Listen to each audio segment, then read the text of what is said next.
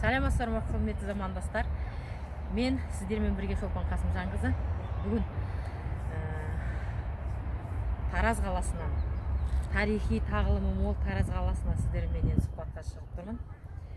Адам баласы алдына қойған мақсатына жету үшін күнде еңбектену керек, және әр күннен сол күннің нәсібін алуға тырысу керек деп ойлаймын.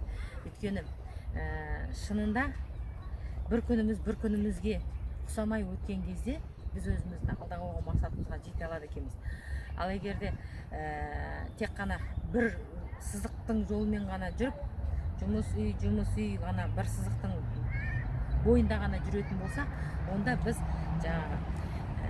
зона комфортамызда жүріп, ешқандай өмірімізге өзгешелік енгізбейді екенбіз. Және де мен жасап жүрген бизнестің бір кереметтілігі, демала жүріп жұмыс жасайсың. Қай жерде жүргенде де қолыңа зат тасымай, өзіңнің бар багажыңмен, біліміңмен бөлісе жүріп, нәсібіңді тауып жеп жүресің. Сондықтан мен сіздерді өзімнің бар білгеніммен бөлісуге шақырамын. Сіздермен бірге болған Шолпан Қасымжанқызы.